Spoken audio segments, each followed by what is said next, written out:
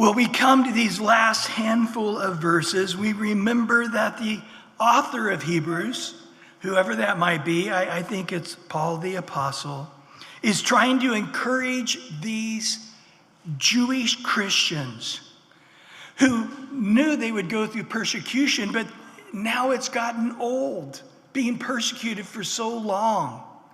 They knew they'd be isolated from their families, becoming Christians and out of Judaism, but now the years are beginning to wear them down.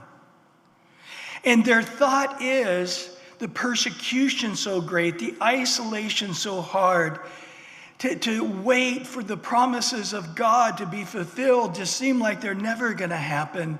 I think we'll go back to Judaism. And of course, Paul is here, in the writer of Hebrews is saying, how is that possible? And we've been going through this book going, it always had an expiration date.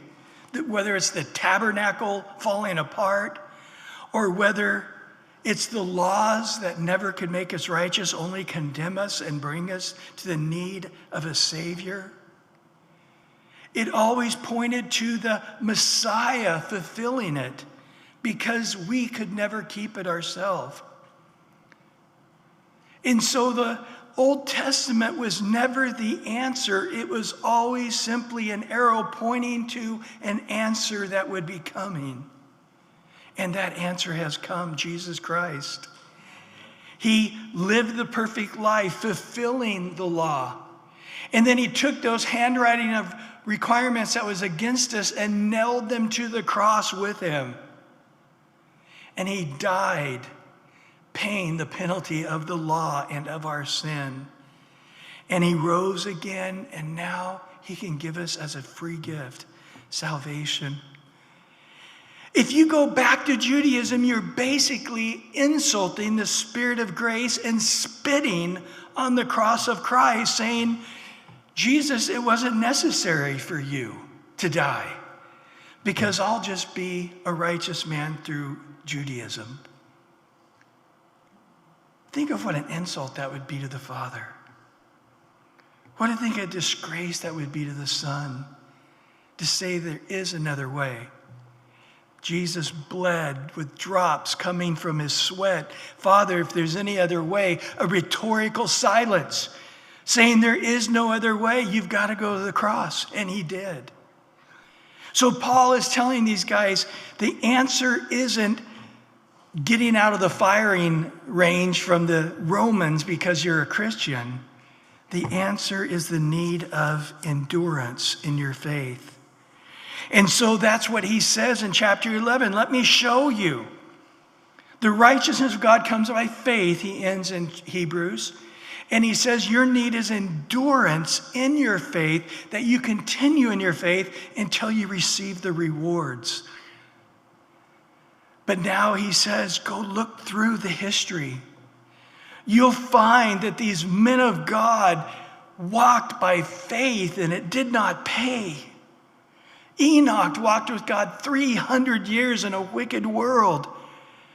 300 years of Monday mornings.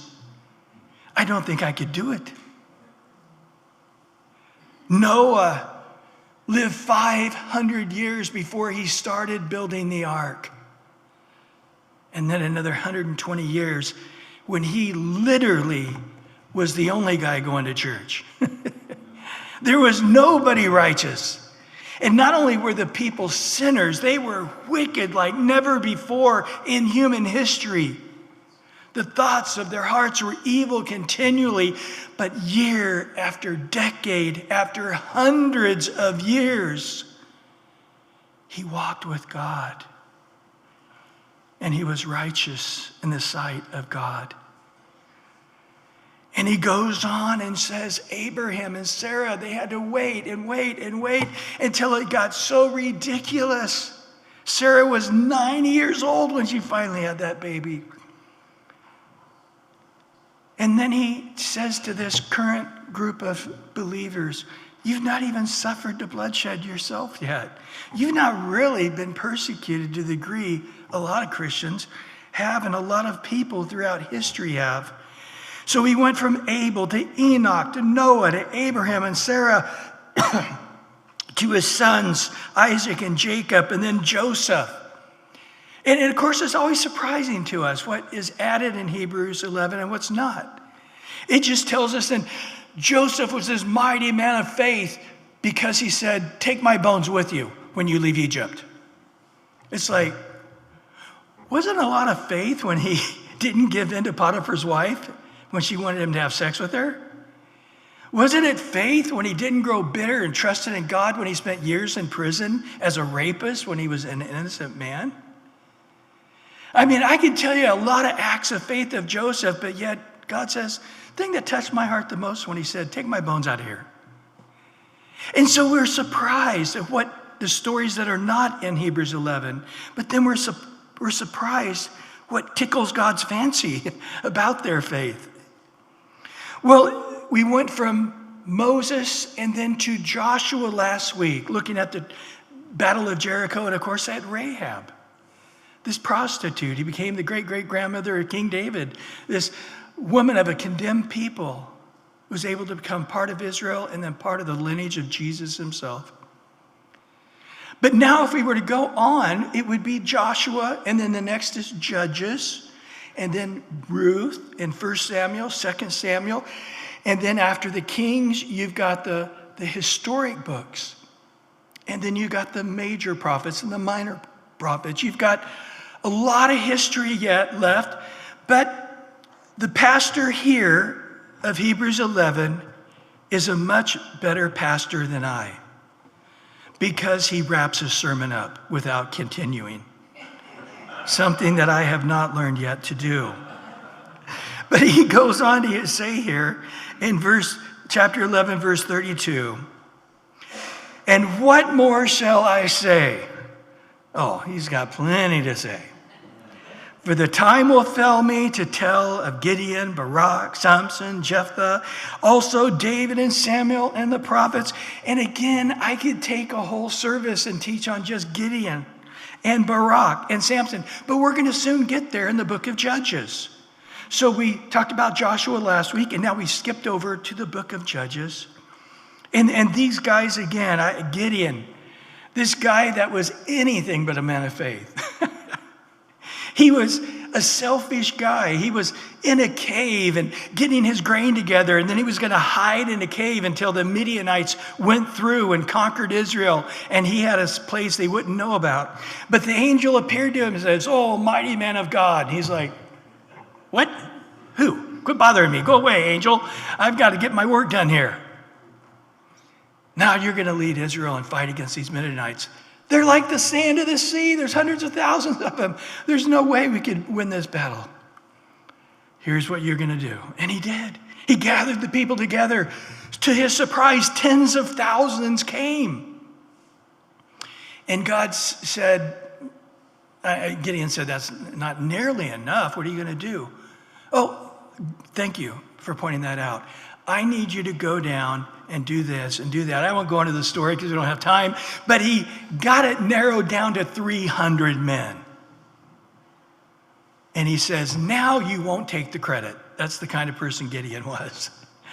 Even with 10,000 against hundreds of thousands, he would have taken the credit. But with 300 men, God won the victory. But as you go on, Gideon was not a great man of faith. He's not somebody I would have picked out. I would have taken time with David and Goliath story, and expanded on that rather than just mentioning his name here. But yet, he's telling us, look at some of these guys. They were not super spiritual. They didn't have great character. They weren't what you would have in your classic godly man like a Samuel or a Jeremiah or a Daniel. But what do we have here? We have a man, didn't have a lot of faith, but he had faith. And I want you to know that you are just a regular guy without a great character, and you're growing in your faith and you're struggling. You're in my list in heaven, even though you may not be a great story here on earth. You're a great story in my book. And the same thing with Barak. When you read this story in Judges, Barak is a wimp. Deborah comes and says, Barak, get your men together and fight in battle. God will give you the victory. And he says, will you lead us? She says, I can't lead you. I'm a woman. It's not the right thing. The man should be the leader, not the woman. He goes, please. And then he goes, I won't do it unless you do it. And she goes, okay, I'll lead. And then she sang a song after the battle saying, oh, if the men of God would raise up and be men. Bless the Lord. So the word here shouldn't be about Barak. It should be about Deborah. But nevertheless, God wants us to know even Barak is in God's hall of faith because he did obey. As wimply as it was, he did have faith. Small, tiny, weak. We might even qualify it as almost non-existent, but there was a mustard seed, fraction of a mustard seed inside the mustard seed, inside the mustard seed faith. And then we come to Samson. Where shall we go with this guy? This guy wouldn't have known what a spiritual person was if it bit him in the butt. This guy was carnal from start to finish. He was born with this supernatural strength, and he discovered it, and he used it really for his own vain glory, but God used it to overthrow the Philistines. But we know that he rebelliously would not take a wife of the children of Israel, but took one as God required the Israel not to do, to take a woman of the Gentiles. He did, and it didn't work out. And he got mad. It's a long story. At his wedding, they tricked him, and they tried to, it was a horrible mess. But anyway, he got mad and ripped their doors of their city down and carried them miles away. And anyways, they gave that wife to somebody else while Samson was pouting. When he came back and found that, he destroyed the Philistines because he was mad they took his wife. But then he ended up hooking up with a prostitute by the name of Delilah. And he really loved this woman, and she had no love for him. She was trying to figure out ways to destroy him, to take his strength away, and he was blinded to it. It's a radical story. I wish I could go into it. But at the end, he finally confessed to her. His strength was gone for a time, for years. He was blinded and binded, and he was like an ox grinding the Philistines' mill for them, walking around. But his hair began to grow back. And boy, a cautionary tale Samson was, a man of the flesh, because when the Spirit of God left him and his strength was gone, he didn't even know it. It was just like every other day. He had no sense of God's Spirit, grieved, quenched in his life. But at the very end, he said, God, they got me to these pillars, and all the main people and the Philistines are above me.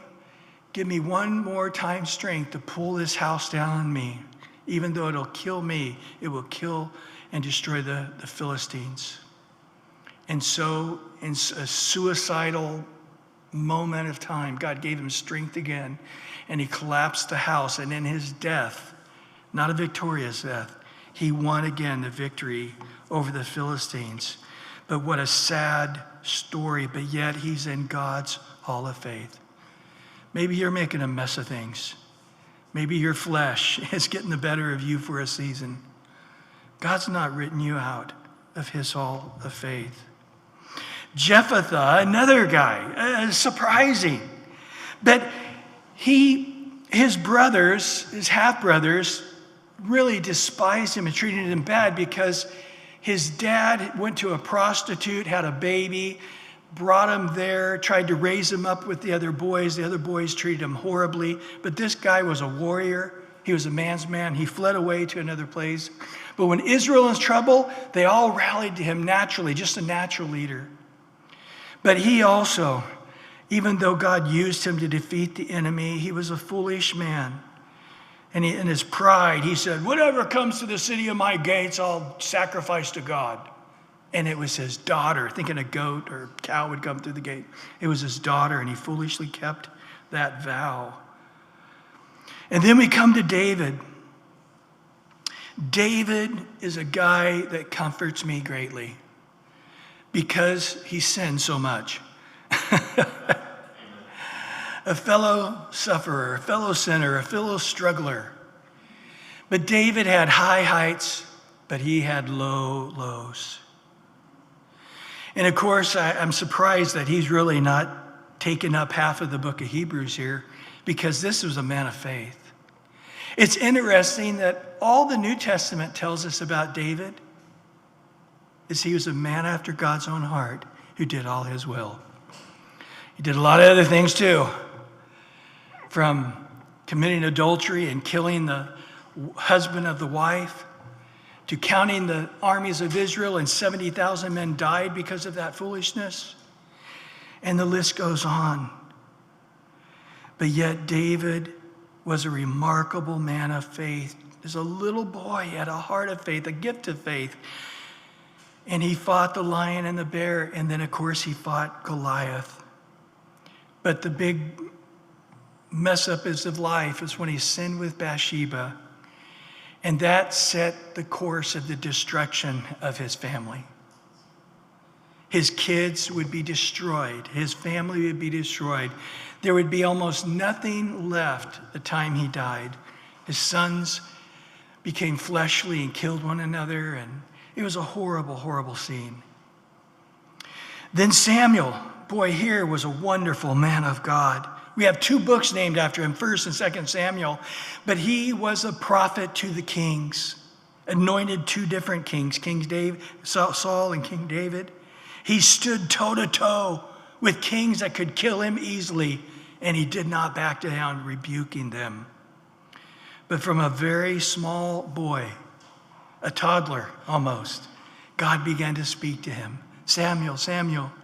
He got up, went to Eli, who was now raising him. His mother gave him away as a little boy to the high priest. And he said, that's not me. The next time you hear that voice, say, yes, Lord, your servant hears. And as a very young boy, God began to declare to him prophetically what the word to Israel was. And he became the prophet to the nation. And then he goes on and says, and the prophets. There's so many other stories. But you know what we find about these guys? They were regular men. We often love to make heroes. We often love to pretend these guys, had no issues, had no problems. And honestly, most books that are written about men leave out their foibles and their fallings and their sins and their big mistakes. The Bible doesn't do that. It tells us about them. But it also lets us know that these men, even though they were regular guys and had a lot of struggles, they also believed God and great things were done. I love that about Elijah. Remember, Elijah was sick of the Baal worship. It was sort of the Muslim worship of the day, if you would. And the Baal worship, like the Muslims infiltrating Israel today, was infiltrating Israel. And basically you become a Baal worshiper or you die. And there were hundreds of them. It was infiltrating. Even the king Ahab and Jezebel were following Baal. And really there was nobody left. At least Elijah thought he was the only one left. And he stood up against him and said, let's do a throwdown. Let's see for sure, show Israel who's God and who's not. God can call fire out of heaven. Do you remember this story? But before that happened, he prayed that God would stop the rain and bring famine into the land and bring everybody to their knees. And for 3.5 years, it didn't rain. You know what James says about this? It's really interesting. The book of James 5:17 says, Elijah was a man with a nature like ours. Interesting. That the New Testament wants us to know that Elijah wasn't just, always doing this amazing, heroic, amazing things. Every day he woke up and, flowers would bloom out of the dirt and, there would always be a rainbow when he walked and no, he was just a regular guy, just not super spiritual, not super godly, not super knowledgeable. But there was one thing about him. He prayed. He was a man with the natures like ours, and he believed God when he prayed. I know people like that. Struggling people, but boy, when they pray, things happen. And he prayed that it would not rain and brought them down. And then later he called fire to heaven and consumed the sacrifice, and the Baal worshipers were murdered. What do we find in this first section? Each one of these men were men of faith, yet had notable areas of failure in their life. Still, Hebrews 11 commends their faith, lists them in the hall of faith.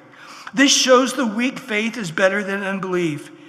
And you don't have to have a perfect life to be in God's hall of faith. Well, now we go over to verse 33 to verse 35, the first part of that verse 35. Who through faith, now he's not naming people anymore, he's getting more general. Who through faith subdued kingdoms, worked righteousness, obtained promises, stopped the mouth of lions, quenched the violence of fire. Notice this, escaped the edge of the sword. That's going to be important in a minute. Out of weakness were made strong, became valiant in battle, turned to flight the armies of aliens. Women received their dead raised to life again. Boy, there's so many stories of kingdoms that were conquered in 1 Samuel, 2 Samuel, 1 Kings, 2 Kings, 1 Chronicles, 2 Chronicles. You have King David and Joshua and King Asa and King Jehoshaphat and King Hezekiah and King Josiah. And the list goes on of God, these men who were outnumbered and they were in absolutely horrible situation, and they came to God and God gave them victories they should not have been able to have. Performed acts of righteousness. Boy, Elijah did, Elisha did. Many of the other prophets did as well. Amazing, so many amazing stories to meditate on. They attained promises. Boy, we remember Abraham and Sarah received the promise of a child that came later in life. Caleb received a promise. Gideon, Barak, so many.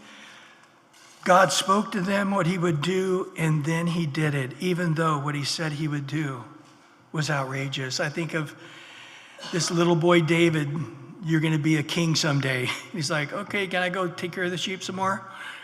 But yet that little nobody, David, from the little nobody city of Bethlehem, became the greatest king in history.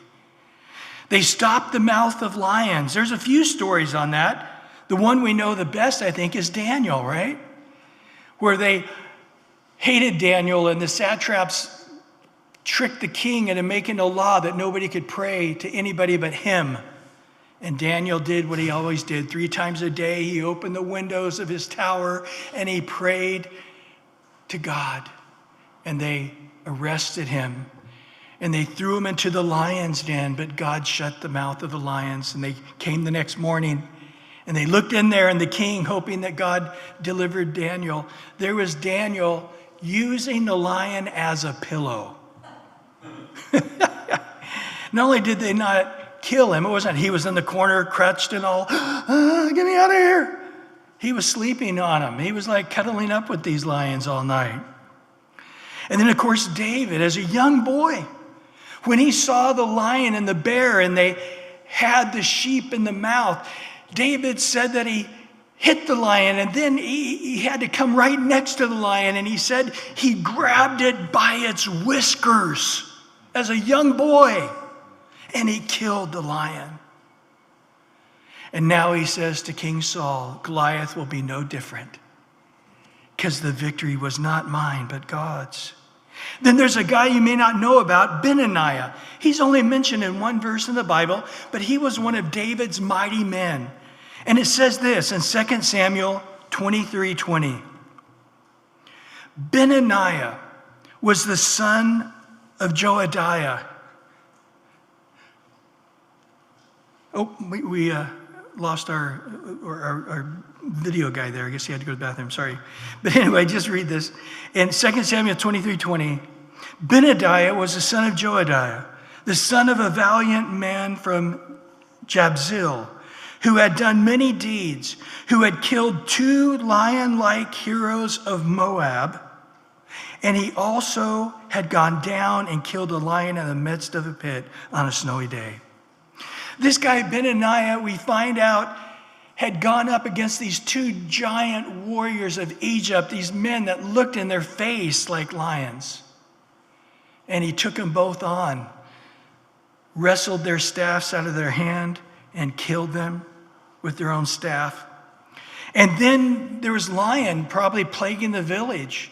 They had built some kind of trap, and the thing was about ready to get out. And when they couldn't kill it, he climbed down into the pit and took the lion on and killed it in the pit. Very disadvantaged situation. Then next we learn, quench the violence of fire. Of course, a good one is that, a Shadrach, Meshach, and Abednego, right? Where he says everybody bows down and worships this golden idol. They didn't. He said, I'm going to throw you in the fire if you don't do it. And they're like, go ahead. And then, of course, he said, there's 4 people in there, not 3.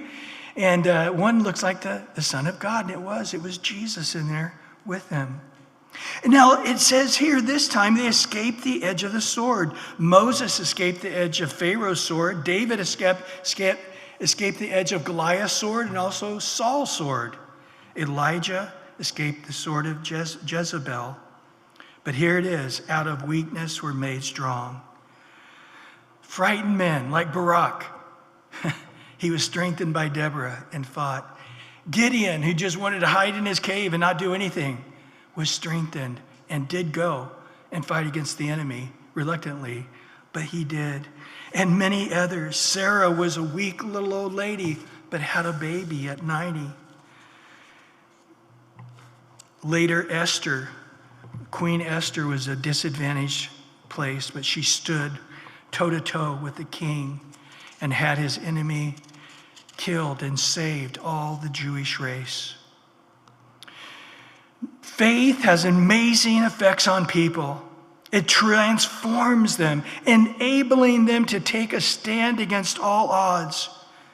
It says in 2 Timothy 1:7, for God has not given us a spirit of fear, or one translation says timidity, but of power and of love and of a sound mind, or a disciplined spirit. Faith gives us boldness and not fear. A noticeable attribute among the people of real faith is this boldness. People that had no boldness became bold. Boldness for us today to share the gospel, to speak the word, to stand firm against opposition.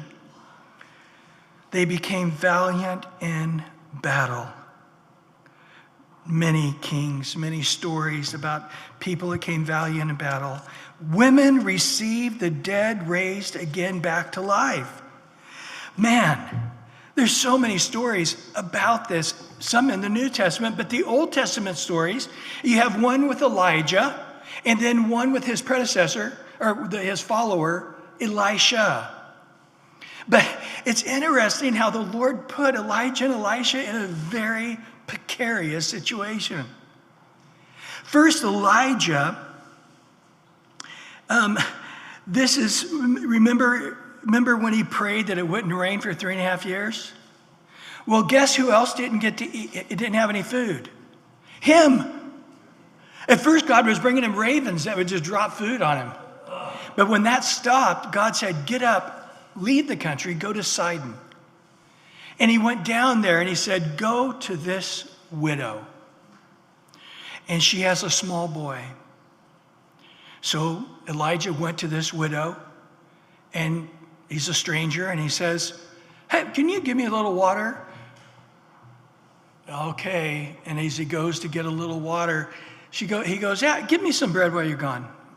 And she turns around and says, look, I have very little water. I was going to share it with you, but I've got a tiny bit of flour and a little bit of oil. I was going to make one more little bread cake for me and my son. We were going to eat it, and then we're going to starve to death. I'll tell you what, this would be a hard word to get from the Lord. But Elijah said, do what you said, but bring the food to me first. As a grown man telling a widow and her little boy is ready to starve to death, that would be so hard to do. She obeyed. And guess what? During the rest of the famine, the bread never ran out, the oil never ran out. And you say, wow, it's such a wonderful thing having Elijah around. But during this story, I don't know how much later, the little boy dies. And she comes to Elijah and she says, I know, oh man of God brought you here to punish me because I'm such a sinner. And you being here brought to remembrance to God that I'm a sinner, and he's punishing by the death of my son. Do you realize that's a very stressful place to be in as for Elijah? He's like, great, I show up, take her food, we have this great experience, and then her son dies. And he goes to God, and he's going, God, what are you doing to me? What is going on here? And he takes the boy, and he lays him in the bed, and he prays 3 different times. And on the 3rd time, the boy came back to life. Elisha had a similar story. He's traveling a lot, and he's going through this town called Shunem. And this notable lady said, man, this guy is a man of God. He doesn't have a place to stay when he passes through this area. She goes to her husband, can we make a little room for him upstairs, and he can have a little prophet's place to stay? And he goes, yeah. So Elisha started staying in this little prophet's room, and they had this relationship. But one day, Elisha says, I want to do something for her. And so Gehazi says, what can my master do for you? And she goes, oh, nothing. He goes, well, master, I know they wanted children, and they can't have children. So Elisha says, go tell her she's going to have a child this time next year. This woman who couldn't have kids now has a baby. And the little boy grows up. And one day, the little boy comes running in to his dad saying, my head, my head. And he kills over and dies. And the woman goes to Elisha, and Elisha sees her coming and says, Gehazi, go out and meet her. And he finds out what it says, come back. And the lady comes, and Gehazi, Elisha had told Gehazi to take his staff and to run and lay it on the boy's body. And the lady finally got there, and he goes, yeah, Gehazi, I want to take the staff, lay it on his body, things should be okay. And she goes, I'm not leaving you. He goes, well, let's go. So Elisha started walking towards her house, and then Gehazi came out to meet him and said, it didn't work. He's still dead. And Elisha gets there, and he takes the little boy upstairs. And he lays on top of his body, his hands to his hands, his face to his face, his mouth to his mouth. And he cries out to God. And he does this several times, and the boy comes back from the dead.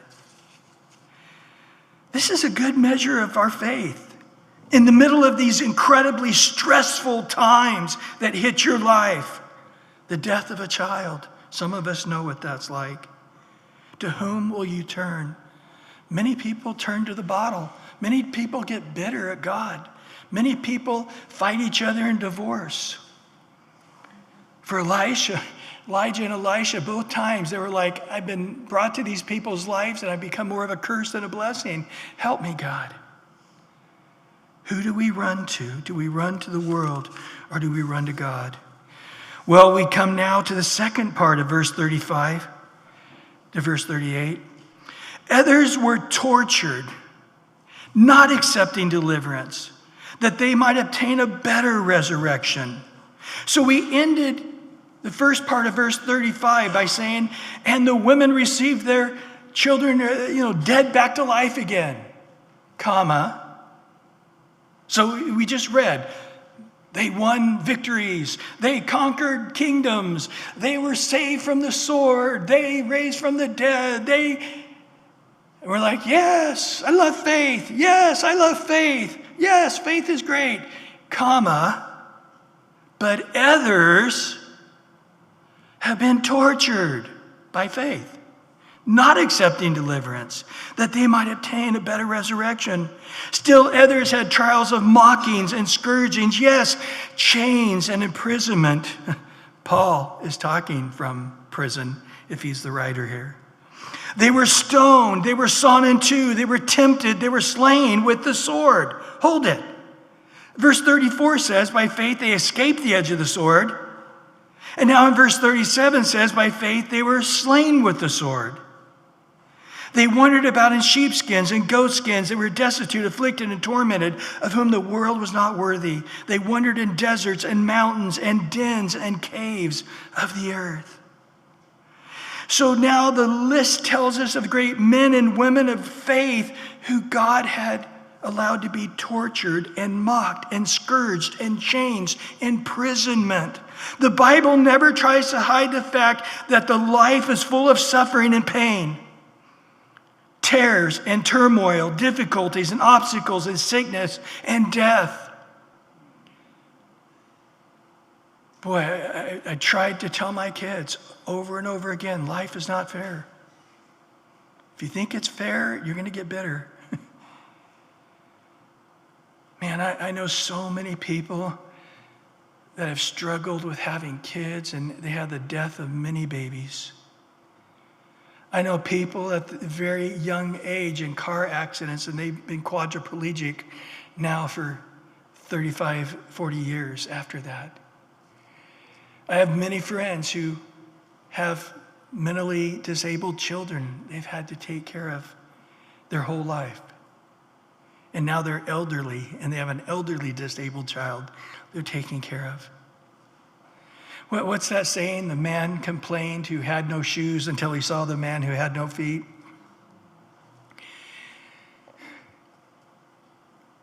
This is why I think when I read stuff like this that it really makes me angry with the health and wealth gospel.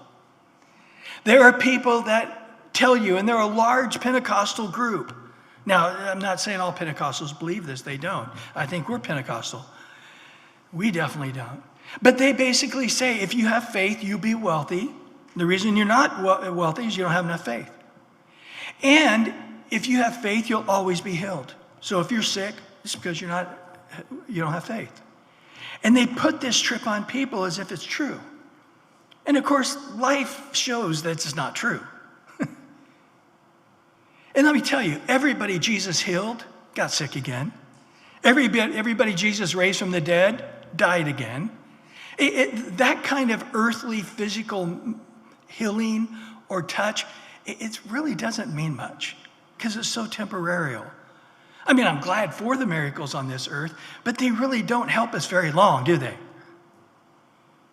And to be rich on this earth, it's stupid. Because you're going to, it's funny, I live in Leisure World now. And from time to time, I'll be somewhere and I'll meet some guy who's just a regular guy living in Leisure World, but he'll tell me about how he used to be one of the leading lawyers in all of LA County, and he was the lawyer to the stars. And I believe it. And I've met big businessmen and doctors, but they're just regular old people walking around Leisure World. And I've seen it, where I've gone to visit somebody in the hospital, and in the room next to them is some multimillionaire in the same bed as my poor friend, same doctors as my poor friend, the same little tunic that your butt shows out as my friend.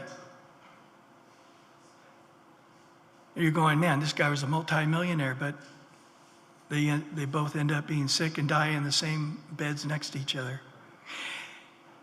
Being rich in this world doesn't mean that much. And of course, most of us chase the carrot and never get it, so we don't know. But to those who get the carrot and have it, and they're in their multi-million-dollar house, they're driving their expensive car, they realize how empty it really is in the end. The Bible tells us, matter of fact, in 2 Timothy 3:12, it says this, yes, all who desire to live godly in Christ Jesus will suffer persecution. That's true almost always in most parts of the world. Somebody the other day said, it was a sermon that was some years old, but he said, if you take the last 100 years and then you take all the time in the history before that, there's more Christians killed in the last 100 years. I think now the truth is there's been more Christians killed in the last 50 years than there has been in all history before that. Guys, you may not know it, but Christians are being brutalized by the thousands all over Africa and, of course, the Arab countries. China just saw a special report this week. China has really picked up, and they are right now arresting Christians at the largest scale they have ever arrested Christians in China. They see it as a threat to the state. Jesus said in Matthew 5:10-12, "Blessed are those who are persecuted for righteousness' sake, for theirs is the kingdom of heaven. Blessed are you when they revile and persecute you and say all kinds of evil against you falsely for my sake. Rejoice and be exceedingly glad, for great is your reward in heaven, for so they persecuted the prophets who were before you." In John 15, verse 18 and 19, Jesus says, "If the world hates you, you know that it hated me before it hated you. If you were of the world would love its own. Yet because you're not of the world, but I chose you out of the world, therefore the world hates you." In John 16, verse 1-4, "These things I've spoken to you," listen, "that you may not be stumbled. They will put you out of the synagogue. Yes, the time is coming that whoever kills you will think that he offers God service. And these things they will do to you because they have not known the Father nor me. But these things I have told you, that when the time comes, you may remember that I told you of them." In John 16:33, "These things I've spoken to you, that in me you may have peace. In the world you will have tribulation, but be of good cheer. I have overcome the world. In this world you will have tribulation. But like Jesus, we'll soon be with him. He died, but he rose again and is sitting at the right hand of the Father. He has overcome. We also will soon be sitting with Jesus." So how does this encourage us as Christians today in our faith? Why would this make me want to endure if God is going to allow this sort of stuff happen? Paul said it plainly in 1 Corinthians 15. If there is no resurrection from the dead, Paul said, I'm going to go out and eat and drink and be merry because tomorrow I die. He says we Christians are the most empty religion on earth if there is no life after death. Because our Christianity is based on the reward that comes after this life. And these all died believing that they would be raised from the dead. The fact is, life is only a vapor, a fraction of a second compared to eternity. So I walk by faith in this life because we secure rewards in eternity. They were also tortured, verse 35 says. The ancient Greek language means they were beaten or with sticks and batons. You see, many people of faith have been presented with choices. They've been presented with the choice, deny Christ and we'll let you go. Deny Christ, we won't throw you, we won't burn you alive. We won't rip you asunder. We won't hack you to pieces. We won't throw you into the gladiator circle to be killed by wild animals ripped apart. But repeatedly, they did not deny Christ. I remember one of the great saints, when they were getting ready to put the match to the fire and burn him alive, they said, we give you one more chance to deny Jesus. And I can't remember how old he was. I think it was like 53 or something. He said, for the 53 years that I've walked with Christ, I've done so many things where he should have denied me, but he never did. How could one who has received me so greatly and loved me so much ever be denied. I would not want to hurt his heart by denying him. In this last year, the Muslims take the Christian families. This is happening now, guys, in Nigeria. But what they do, they bring the family out of the house, the hut, and they put the kids out. And they say, children, if you will deny Christ, I will let your whole family go free. They knew they couldn't get the parents to do it. And in these small children, they do not have one story where the child denied Christ. And their entire family, including the kids, were killed. It's amazing to me. Why? It tells us here, going back to the verse in Hebrews there, Kirk. Take us back to Hebrews.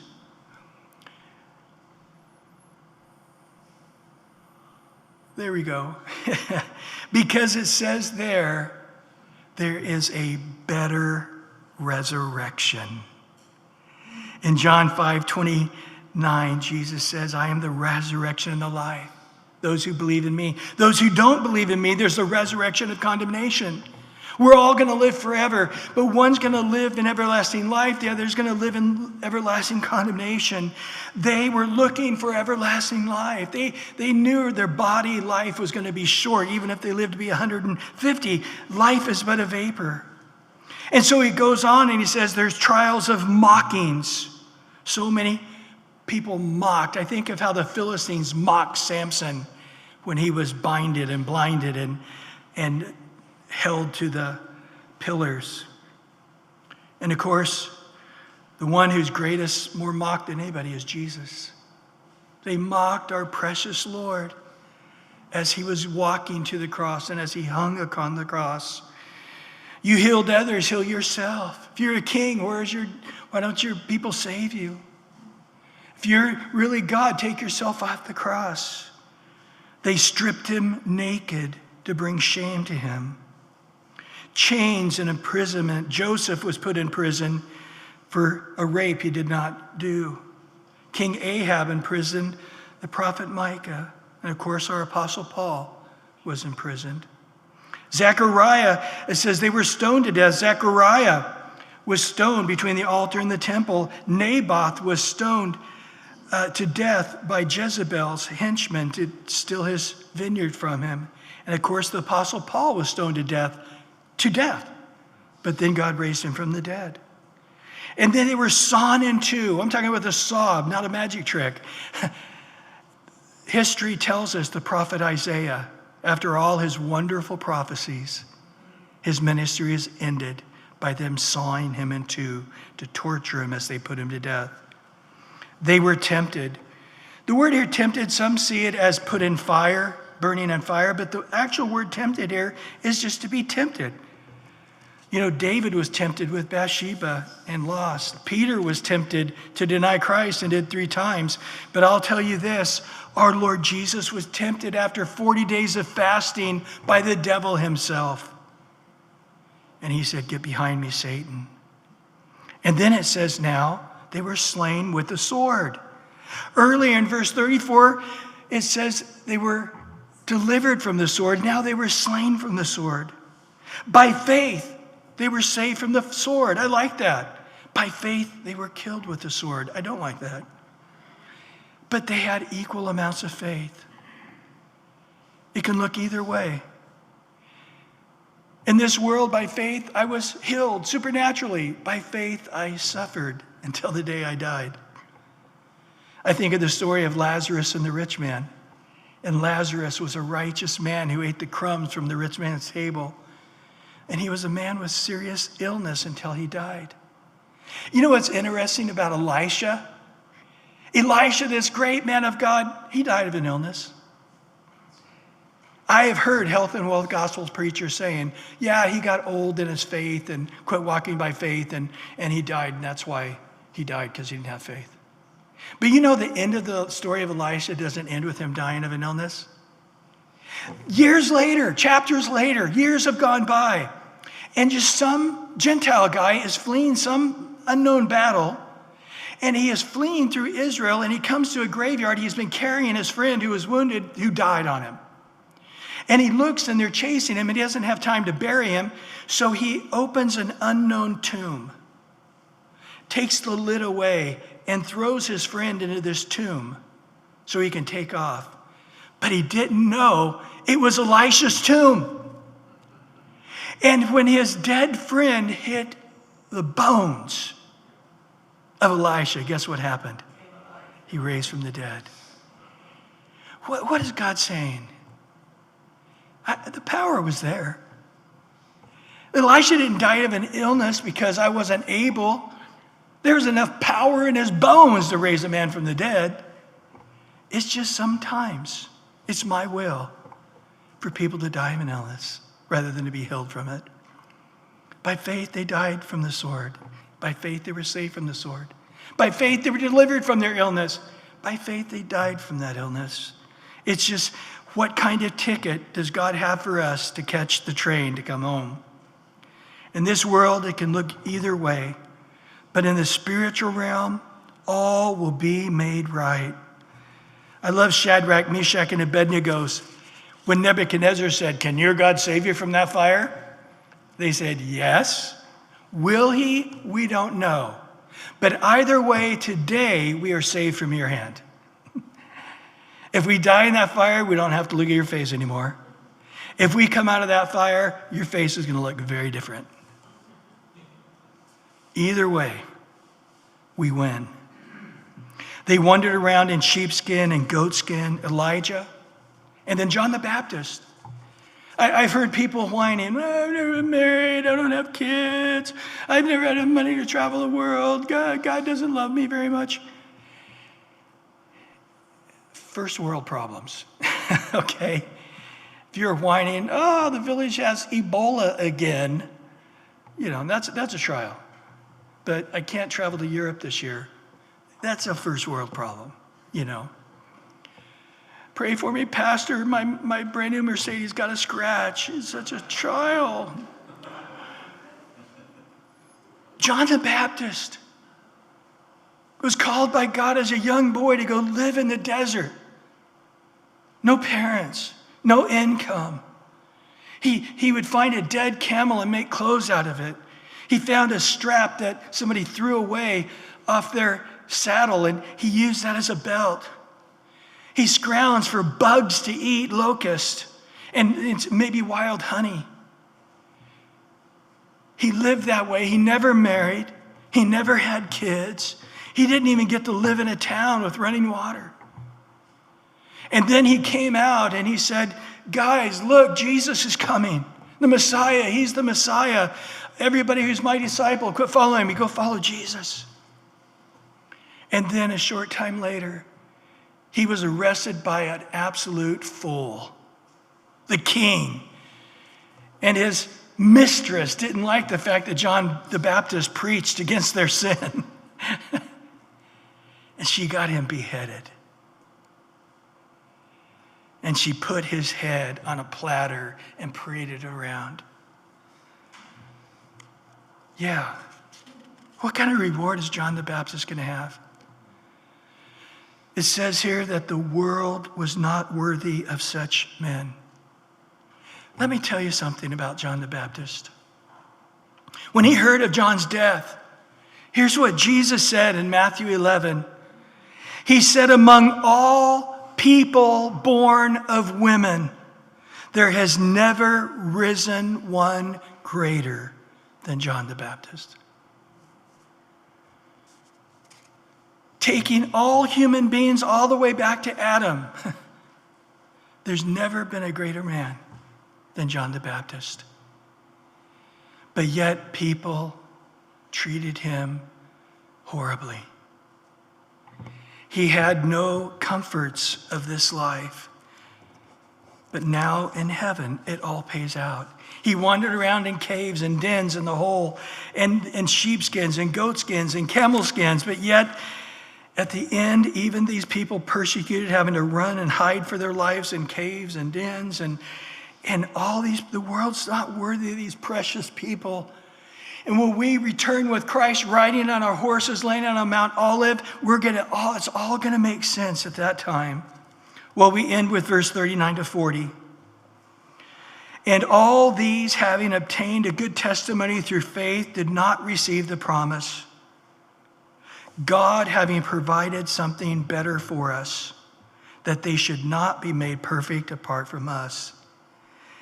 All these have a good testimony, some better than others. But in God's, like King David, it's like all that we have in the New Testament, a man after God's own heart who did all his will. But what about Bathsheba? Let's not talk about that. What about him counting the people in 70,000? Let's not talk about that. What about Gideon being such? Let's not talk about that. He did it. He did walk by faith. What about Jephthah? He walked by faith. Just like us parents, right? Hey, your son just threw a baseball through my window. Yeah, he's got a great arm, doesn't he? Yeah, we'll get that window fixed for you. It's us. We can't help but to see the best. God sees the best, and all the other things he just sort of chooses not to. He buries them in the deepest sea and scattered them as far as the east is to the west, to be remembered no more. Because of their faith, they gained approval. And now he's telling these Hebrew believers who are alive right now, guys, you're struggling, you're sluggish, you should be teachers by now, but you're having to learn the basic principles again because you quit pressing in on the Lord, you quit going to church, you quit fellowshipping because of the persecution. But remember what he said in Hebrews 10:35 and 36, therefore do not cast away your confidence, which has great reward. For you have need of endurance, so that after you have done the will of God, you may receive the promise. They need to come to understand that it pays off being a faithful follower of Jesus. It will never pay off in this life, but it will pay off in the life to come. The payoff comes when we get our new bodies and are present with Jesus Christ. I remember as a young teenage Christian reading this, all these died receiving the promises of God. And somebody's like, I don't think you read that right. Read that again. All of these obtained good promises and they received the promise. Read it again. They did not receive the promise. Oh, I got to fix that in my Bible. Get that not out of there. And I remember as a teenager going, it doesn't make sense. They didn't receive the promise. They walked by faith. The end of the story was supposed to be, and it was happily ever after. But you're telling me it wasn't happily ever after. In the Old Testament, the promise was the Messiah. The promise was able to wake up. I remember when I asked the Lord to take away my sin. And I remember waking up the next day thinking, wow, this is the greatest thing in the world. My sins are forgiven. How can anybody live without that? I need to go tell the whole world that Jesus has already paid for their sins and they can believe and be forgiven. I remember thinking, this is the greatest thing. And yet, there are so many who don't know that. In the Old Testament, they looked, maybe one day, the Messiah out there, I'm waiting. Oh, I died, the Messiah never came. He's coming, the Messiah's coming. I died, he never came. That when the Messiah comes, he'll change my heart. He'll take the heart of stone and give me a heart of flesh. He'll put my spirit in there. Never again will I disobey, but the Spirit of God will cause me to obey and follow him. He'll give me a new heart someday. And then the Messiah came. And now here we are in the back, looking back to the cross. BC, before Christ, AD, after his death. We're looking back now. And what we are looking for is the full promise. The Messiah came and said, guys, you're forgiven, but you're still in those sinful bodies. I'm not going to come with an army and conquer Rome. You're going to go out and tell the world what I did for them. But the day is coming when you will have a new body. You will be in your heavenly suit for eternity. No more pain, no more sorrows coming. And so now we die without the promise too. They died without the promise of the cross. Boy, I'm so thankful I'm not dying without that promise. Whew. But we're dying without the promise of a new body. We're dying without the promise of having our horse and riding out of heaven with Jesus. That's coming. So really the promise is us sitting with Christ in heaven. In John 16:33, it says this, "These things I spoken to you, that in me you may have peace. In this world you have tribulation, but what? Be of good cheer. I've overcome the world." That's the promise.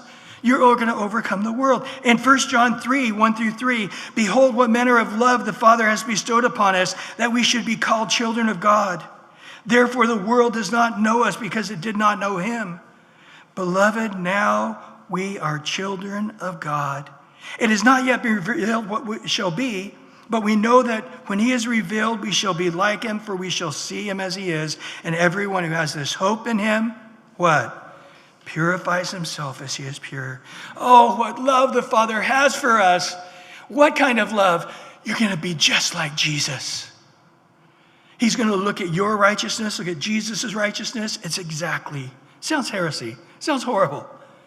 But Jesus gives us his righteousness. The love the Father has for his Son, the Father has the same love for you. The Father says, "My Son is the King. You are kings and priests unto me and my Son forever." Jesus is going to come on a horse riding out of heaven. We're going to get on a horse coming riding out of heaven. We're going to come to the earth and rule and reign. Christ is going to be ruling and reigning. As he is, so are we in this world. This world is not our heaven, guys, but heaven is coming in our new bodies. But this, we've not received the promise. In 1 John 4:16-17, now I know I've been preaching a long time. You're all looking at your clock. I looked at it. I started at 11:12. Okay? So I've only preached 62 minutes, which is longer than I wanted. I just want to make a note. The last 2 Sundays, if you've been here, 35 minutes. Did you guys notice that? Okay. So I got to make up for it today. We're done. I just have some verses I want to read to you, okay? So I'm sorry. 1 Thessalonians 4:16-17. "For the Lord himself will descend from heaven with a shout, with the voice of an archangel, with the trumpet of God. The dead in Christ will rise first. Then we who are alive and remain shall be caught up together with them in the clouds to meet the Lord in the air." And here's some of the best verses in the whole Bible. "And thus we shall always be," what? "With the Lord." In Revelation 21, "Now I saw a new heaven and a new earth. And the first heaven and the first earth had passed away, and there was no more sea. Then I, John, saw the holy city, a new Jerusalem, coming down out of heaven from God, prepared for the bride adorned with her husband. I heard a loud voice from heaven saying, 'Behold, the tabernacle of God is with men, and he will dwell with them, and they shall be his people, and God himself will be with them and be their God. And God will wipe away every tear from their eyes. There will be no more death, no more sorrow, no more crying. There will be no more pain, for the former things have passed away.'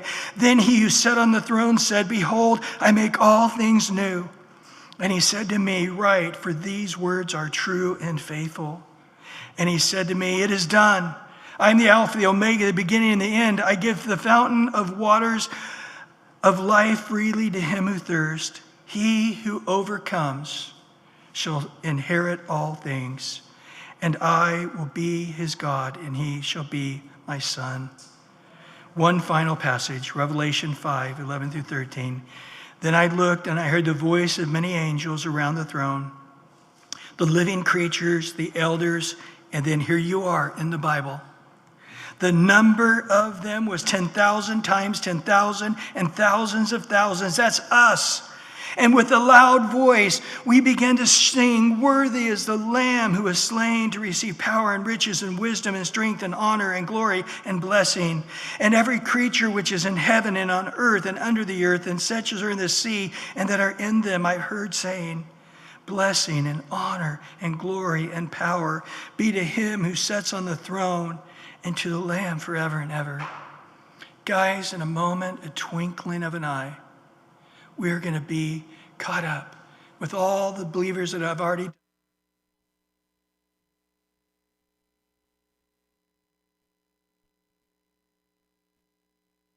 At one time, we go off to the 7-year marriage supper of the Lamb while there's a 7-year tribulation here on earth. At the end of that 7-year tribulation, we come back. We come out of the sky with Jesus. We land on the Mount of Olives. He goes down and wars in the Battle of Armageddon and wars against all the rebellious nations of the world. And then he comes back and sets up his kingdom in Jerusalem. And we are there with him. And this is a scene before that where all of singing and worshiping Jesus. He's sitting upon the throne as the Lion of the tribe of Judah from one angle, and then as a lamb who had been slain from another angle. The cherubim sing around the throne singing, "Holy, holy, holy, holy, holy is Lord God Almighty." And we'll see the Father, the Son, and the Spirit, and all the angels are singing. We're all bowed down, throwing our crowns before the glassy throne, the grace throne of the sea of grace, singing, "You alone are worthy." Guys, we are going to be there any moment. Because our life is a vapor.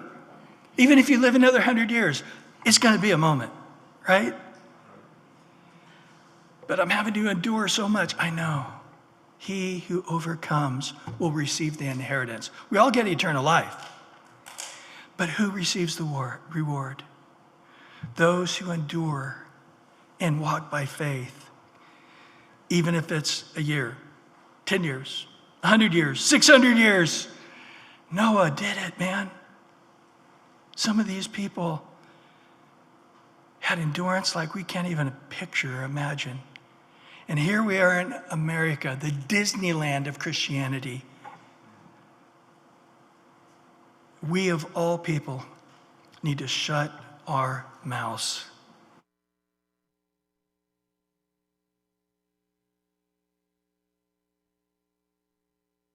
The way the church moves forward. And we have a hard time to even endure that. But we need to. Be Christians, that's it. The load is easy, the burden is light. Take on the Jesus yoke, which is learning of him in the word, in prayer, obeying the word, following him. That's all he asks. He doesn't tell you to shave your hair and get a bunch of beads and get a rug and point east and change your diet to vegetarian. There's nothing. He just says, follow me, that's it. Do as I've done. You do. So simple, isn't it?